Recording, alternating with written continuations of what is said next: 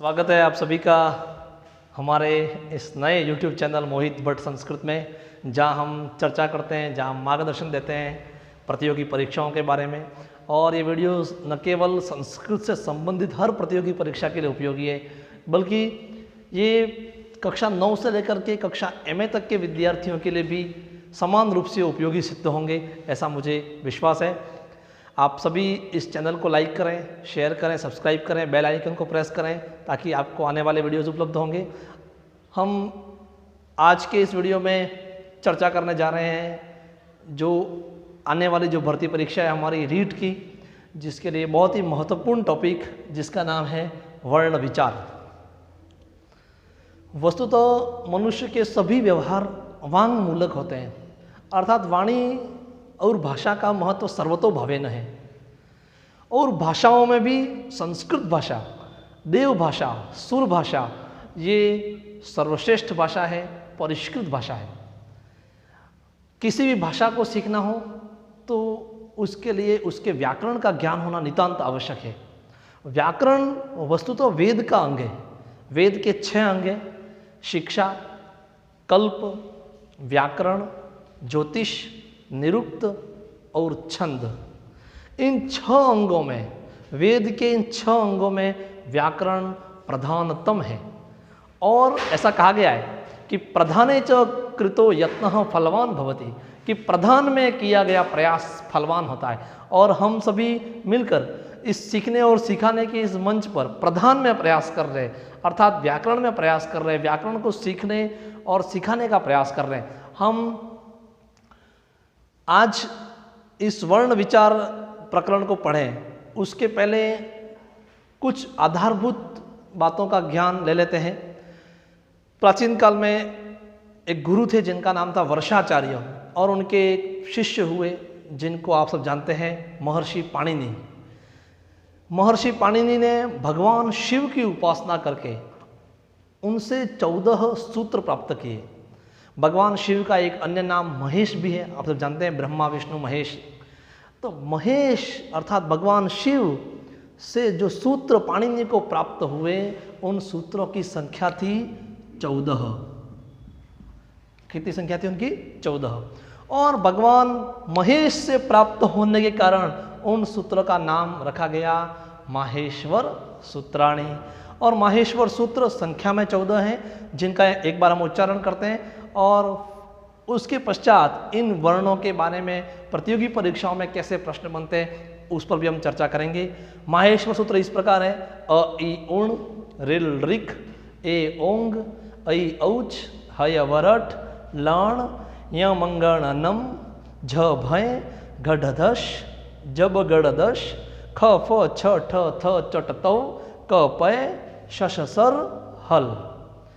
इन 14 माहेश्वर सूत्रों को प्राप्त करने के पश्चात महर्षि पाणिनि ने एक ऐतिहासिक कार्य किया, और उस ऐतिहासिक कार्य का नाम है ग्रंथ लेखन। और वो पाणिनि के द्वारा जो ग्रंथ लिखा गया, उस ग्रंथ का नाम है अष्टाध्यायी। उस ग्रंथ का नाम क्या है? अष्टाध्यायी, जो आप देख पा रहे होंगे। पाणिनि की पुस्तक या ग्रंथ का नाम है अष्टाध्यायी। और इस अष्टाध्यायी में महर्षि पाणिनि ने केवल सूत्र लिखे, और उन सूत्रों की संख्या भी कितनी है? 3998। केवल सूत्र लिखने के कारण पाणिनि का एक और नाम पड़ गया, उनको कहते हैं हम सूत्रकार। तो एग्जाम में प्रश्न आ सकता है कि सूत्रकारः कः कथ्यते? उत्तर होगा हमारा महर्षि पाणिनि ही। एक बात और बता दूं आपको बीच में कि जो हमारे रीट की परीक्षा होती है उसमें संस्कृत के जो प्रश्न हैं वो संस्कृत माध्यम से आते हैं। तो यहाँ मैं प्रयास ये करूँगा कि आप सबको पढ़ाऊँ हिंदी में, और जो बीच में प्रश्न हो वो संस्कृत में पूछूँ, ताकि आपको संस्कृत और हिंदी की जो समानताएं हैं उससे आपका परिचय हो, संस्कृत आपको क्लिष्ट न लगे। पहले हमारे महर्षि पाणिनि, उन्होंने पुस्तक लिखी अष्टाध्यायी, 3998 सूत्र, इसलिए उनका नाम सूत्रकार। अब उन 3998 सूत्रों को बल प्रदान करने के लिए, उनको और अधिक विशिष्टता प्रदान करने के लिए एक ऋषि हुए जिनका नाम है कात्यायन, या इनका एक अन्य नाम है वररुचि। उन्होंने उन सूत्रों के साथ अपने नियम दिए, और उन नियमों को हम कहते हैं वार्तिक। उन नियमों को हम कहते हैं वार्तिक। अर्थात वार्तिक लिखने के कारण कात्यायन या वर रुचि का एक अन्य नाम पड़ता है वार्तिककार। वार्तिककारः कः कात्यायनः अथवा वर रुचि। और पाणिनि के सूत्रों पर और कात्यायन या वर रुचि के वार्तिकों पर अपना व्याख्यान देने वाले एक महर्षि हुए, जिनको हम व्याकरण की परंपरा में भगवान पतंजलि कहते हैं। भगवान पतंजलि ने जो उन सूत्रों और वार्तिकों पर व्याख्यान लिखा, उस व्याख्यान का नाम है महाभाष्य। इसीलिए पतंजलि को महाभाष्यकार या भाष्यकार के रूप में भी जानते हैं। ये त्रिमुनि पाणिनि, कात्यायन, पतंजलि और इन तीन मुनियों के द्वारा लिखे गए ग्रंथ अष्टाध्यायी, वार्तिक और महाभाष्य, ये त्रिमुनि व्याकरण के आधार है। मतलब पूरी हमारी जो व्याकरण है वो इन तीन मुनियों के द्वारा लिखे हुए ग्रंथों पर विशिष्ट रूप से आधारित है। तो एग्जाम में प्रश्न आ जाए कि महाभाष्यकारः कः कथ्यते, हमारा उत्तर होगा पतंजलि। कात्यायनः कः अस्ति, सूत्रकारः, वार्तिककारः, भाष्यकारः न कोऽपि, हमारा उत्तर हो जाएगा कात्यायनः कः अस्ति, वार्तिककारः। कात्यायन कौन है, हमारे वार्तिककार। अब जो आप सभी के मन में ऐसी शंका हो रही होगी या ऐसी जिज्ञासा हो रही होगी कि भगवान शिव ने सूत्र दिए 14 और उन 14 सूत्रों के आधार पे पाणिनि ने सूत्र लिख दिए 3998। यदि भगवान शिव साक्षात आज हमारे सामने आ जाए और डमरू बजाए और 14 सूत्र हमारे सामने आ जाए, हम सुन लें, तो हमारे में से शायद ही ऐसा कोई होगा जो 14वां से 15वां सूत्र बना पाए। लेकिन पाणिनि ने एक विशेष कार्य किया और उस विशिष्ट कार्य को, जो इन सूत्रों का उपयोग किया, उसको हम बोलते हैं प्रत्याहार। इन सूत्रों का जो भगवान शिव ने दिए पाणिनि को, उन सूत्रों का उपयोग जो है उसको हम कहते हैं प्रत्याहार। अब प्रत्याहार के द्वारा हम वर्ण विचार को पढ़ने जा रहे हैं। अब प्रत्याहार, मान लीजिए कि आपके सामने मैं प्रत्याहार रख रहा हूं, उसका नाम है अच।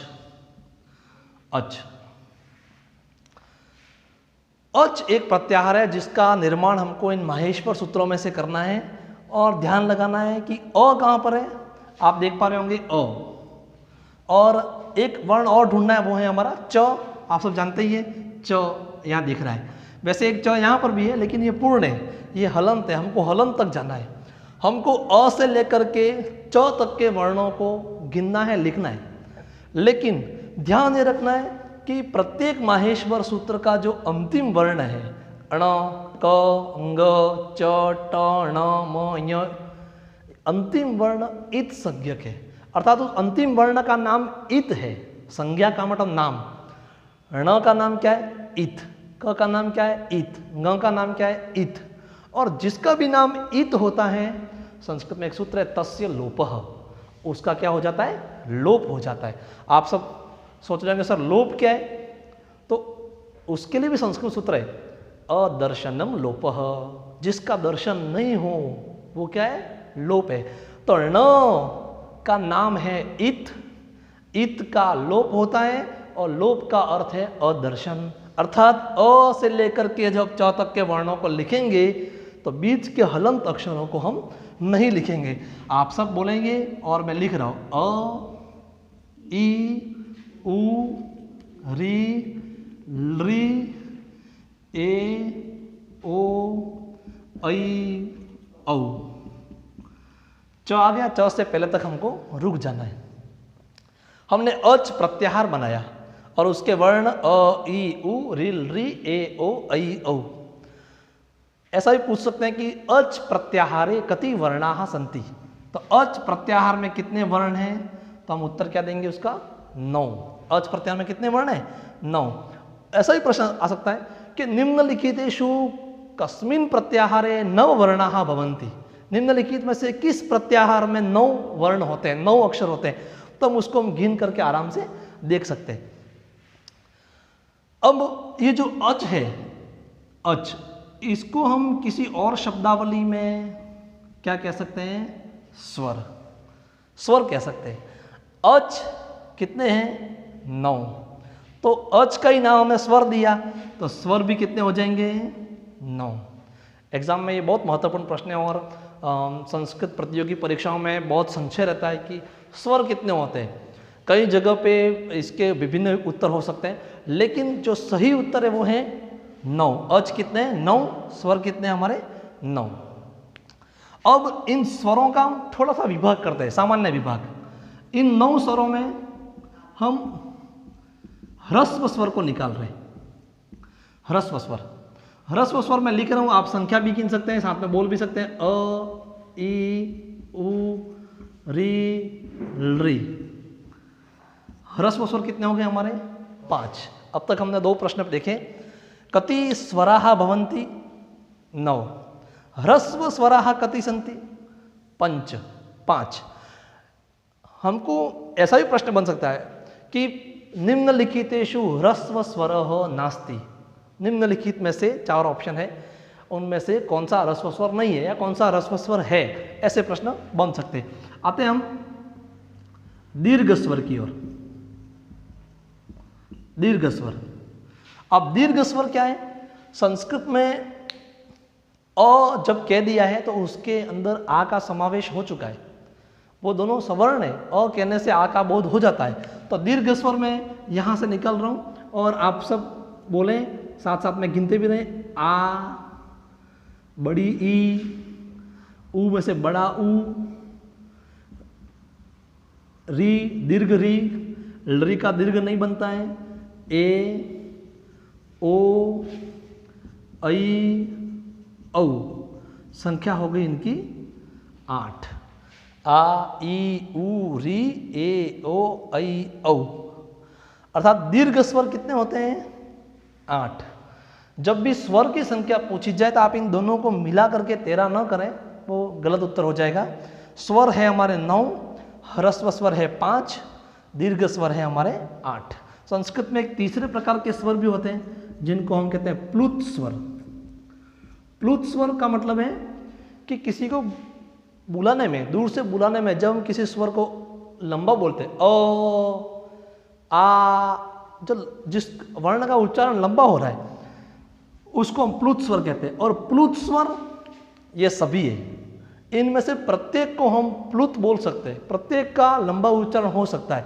लेकिन प्लुत लिखने के लिए संस्कृत में अ के बाद ऐसे 3 का चिन्ह लगाया जाता है। अ, ई, उ, री, री, ए, ओ, ऐ और औ। तो प्लुत स्वरों की संख्या कितनी हो जाएगी हमारी? 9। अ, ई, उ, री, री, ए, ओ, ऐ, औ। अब तक हमने देखा कि पाणिनि ने इन सूत्रों का उपयोग करते हुए प्रत्याहार बनाए। उनमें से एक प्रत्याहार देखा हमने, उसका नाम है अच प्रत्याहार। अच प्रत्याहार में कितने वर्ण होते हैं? 9। अच को हम स्वर भी कहते हैं, इसलिए स्वर भी 9। ह्रस्व स्वर हमारे 5 है, दीर्घ स्वर हमारे 8 है और प्लुत स्वर हमारे 9 है। इसके अलावा एक प्रश्न ऐसा बनता है कि संस्कृत में संयुक्त स्वर कितने हैं? संयुक्त स्वर, तो मैं संयुक्त स्वर आपको बता दूं, ये 4 जो हैं वो संयुक्त स्वर है। ए, ओ, ऐ, औ। ये इस तरह से बनते हैं, अ प्लस ई बराबर ए। अ और ई को मिलाएंगे तो क्या बन जाएगा? ए। इन दोनों को जोड़ करके बना, इसलिए इसका नाम संयुक्त स्वर हो जाएगा। अ धन ए, ये बन जाएगा हमारा ऐ। अ धन उ, ये बन जाएगा हमारा ओ। और अ धन ओ, ये हमारा बन जाएगा औ। तो कोई पूछे कई परीक्षा में कि संयुक्त स्वर कितने होते हैं, तो संयुक्त स्वरों की संख्या है हमारी 4, वो है ए, ओ, ऐ, औ। तो हमने स्वरों के बारे में देखा जिनका प्रत्याहार है अच, ह्रस्व स्वर, दीर्घ स्वर, प्लुत स्वर, और एक और प्रश्न संयुक्त स्वर के बारे में कि संयुक्त स्वर हमारे कितने होते हैं, वो हैं 4। मैं से उम्मीद करता हूँ कि आपको अच प्रत्याहार के बारे में बहुत सारी जानकारी हो गई होगी और आपकी कोई शंकाएं होंगी वो भी दूर हो गई होगी। अब हम आते हैं दूसरे प्रत्याहार की ओर। ये स्वर का हमने प्रत्याहार देखा अच, अब हम एक अगला प्रत्याहार देख रहे हैं जिसका नाम है हल प्रत्याहार।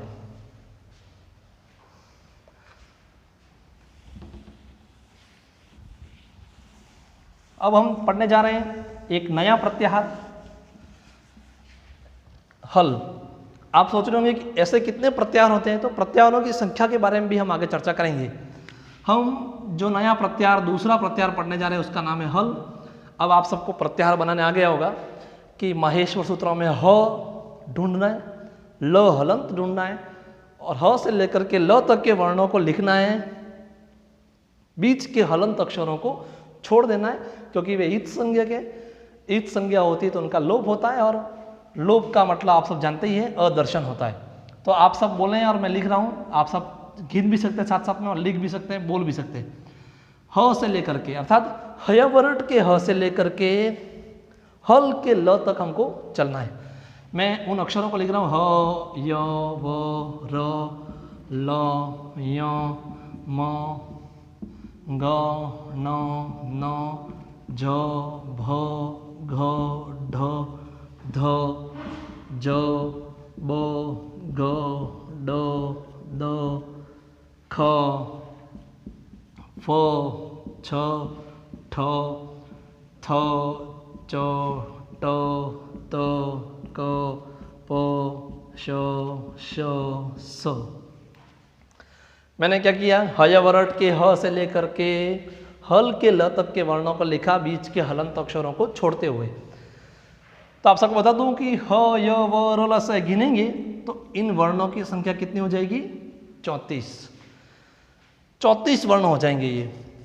अब जैसे मैंने कहा था पहले कि अच को हम किसी और शब्दावली में स्वर कहते हैं, ऐसे हल को हम किसी और शब्दावली में क्या बोल सकते हैं, व्यंजन। अच को क्या बोल सकते हैं, स्वर। ठीक उसी प्रकार हल को क्या बोलेंगे, व्यंजन। अच कितने थे, 9, स्वर कितने थे, 9, हल कितने हैं, 34। मतलब हल प्रत्याहार में कितने वर्ण हैं, 34। व्यंजन कितने होंगे, अगर आप 34 उत्तर बोल रहे हैं तो शायद आप थोड़ा सा गलत है। व्यंजन कितने होंगे, 33। एक व्यंजन कम कैसे हुआ, क्योंकि इस प्रत्याहार में पहला वर्ण ह है और अंतिम वर्ण भी श श स ह, श श स ह, श श सर और हल का ह। अंतिम वर्ण भी क्या है हमारा, ह। पहला वर्ण ह, अंतिम वर्ण भी हमारा ह। और इसीलिए इन दोनों ह में से एक को गिनेंगे तो व्यंजनों की संख्या कितनी हो जाएगी हमारी, 33। ये 33 व्यंजन हुए हमारे। अब इन 33 व्यंजनों का थोड़ा सा विभाग कर देते हैं हम। 33 व्यंजनों का थोड़ा सा विभाग सामान्य रूप से, जैसे हमने 9 स्वरों का विभाग किया, ह्रस्व दीर्घ प्लुत, और उनमें से संयुक्त स्वरों को निकाला। अब हम 33 व्यंजनों का विभाग करते हैं तो हमारे पास क ख घ घ ङ, इनका क्रम यहाँ भिन्न है, लेकिन फिर भी इसको हमने पढ़ रखा है इसलिए मैं इस क्रम से चल रहा हूँ। क ख ग घ ङ, च छ झ झ ञ, ट ठ ड ढ ण, त थ द ध न, प फ ब भ म। ये कुल वर्ण हुए 25, क से लेकर के म तक को। इनको वर्ग भी कहते हैं, अर्थात क वर्ग, च वर्ग, ट वर्ग, त वर्ग और प वर्ग। इन 25 वर्ग के वर्णों को यदि हम एक नाम दें तो वो है हमारा स्पर्श वर्ण। क्या नाम हो जाएगा इनका नाम, स्पर्श वर्ण। ये सभी वर्ण इस हल प्रत्याहार में सम्मिलित है, इनमें से प्रत्येक वर्ण यहाँ आया हुआ है। तो इन 33 व्यंजनों का हम विभाग कर रहे हैं। 25 तो क्या हो गए हमारे स्पर्श वर्ण। अब आते हैं हम य व र ल, इनकी संख्या हो गई कितनी, 4, और इनको हम एक नाम देते हैं, उसका नाम है अंतःस्थ वर्ण। अंतःस्थ वर्ण, यदि इनका प्रत्याहार बनाना चाहें तो अंतःस्थ वर्णों का प्रत्याहार कौन सा बनेगा, यण। हयवरट के सूत्र से य और लण के ण तक य व र ल, तो 25 और 4 कितने हो गए, 29। हम 33 व्यंजनों का विभाग देखने जा रहे हैं। तो 25 स्पर्श वर्ण, 4 अंतःस्थ वर्ण और अब अंत में 4 श, श, स, ह। इनको, इन 4 वर्णों को हमने नाम दिया है, वो है ऊष्म वर्ण। क्या नाम दिया इनको हमने? ऊष्म वर्ण। और ऊष्म वर्णों का यदि हम प्रत्याहार देखना चाहें तो वो कौन सा है? शल प्रत्याहार। षषसर और हल, इन दोनों सूत्रों को मिला करके शल प्रत्याहार बनेगा, श, श, स, ह। तो हमने व्यंजनों के जो 33 वर्ण है, मतलब 33 व्यंजन है, उनका हमने विभाग किया।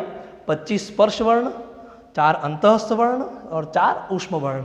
ऐसा ही एग्जाम में पूछ सकते हैं कि यण प्रत्याहारे कह वर्ण सम्मिलित नास्ति, ह, य, व, र। उत्तर होगा हमारा ह, क्योंकि ह जो है वो कौन सा है? हमारा ऊष्म वर्ण है और वो शल प्रत्याहार में सम्मिलित है, वो यण प्रत्याहार में आता नहीं है। ऐसा ही पूछ सकते हैं, निम्नलिखितेषु अंतःस्थ वर्ण कह अस्ति? श, श, स, र। श, श, स, र। तो अंतःस्थ वर्ण कौन सा हो जाएगा हमारा? र। इस तरह से हमारे प्रश्न बनेंगे। एक बात और बता दूं कि माहेश्वर सूत्रों में जो हमारे 14 सूत्र है, उनमें जो आगे के जो 4 सूत्र है उनसे हमने अच प्रत्याहार बनाया, बाद के जो 10 सूत्र है उनसे हमने हल प्रत्याहार बनाया। इसलिए आगे के 4 सूत्र स्वरों से संबंधित है और माहेश्वर सूत्रों में जो पिछले 10 सूत्र है वो व्यंजनों से संबंधित है। हमने अब तक 2 प्रत्याहार देखे, पहला अच और दूसरा हल, और इनमें उन वर्णों का विभाग करने का प्रयास भी किया। उम्मीद करता हूँ आप सभी को स्वरों का विभाजन, व्यंजनों का विभाजन समझ में आ रहा होगा।